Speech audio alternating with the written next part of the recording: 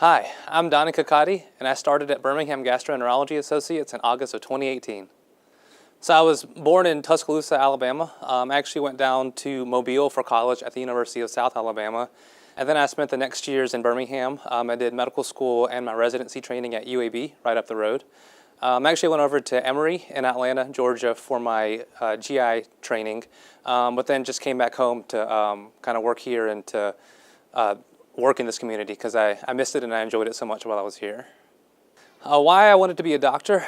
From when the time I was really young, I was always interested in going into medicine.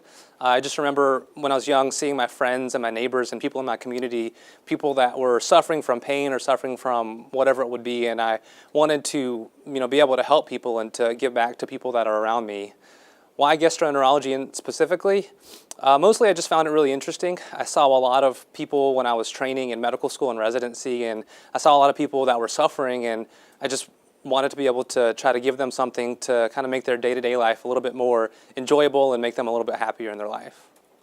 Outside of GI, my biggest passion and my biggest interest is probably sports. I'll watch any sport that comes on, and I'll watch it anytime and be happy to chat about it anytime as well. Like I mentioned before, I grew up in Tuscaloosa, Alabama, so just being born there, I'm a little bit biased, so I go down to as many Alabama games as I can and roll Tide.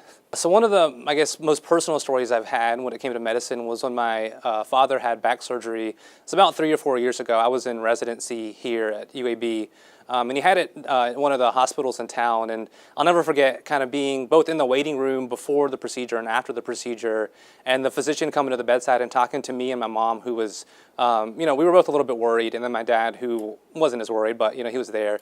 But the physician was so calm. He took the time. I'm sure he had a busy day. He had a lot of cases that day.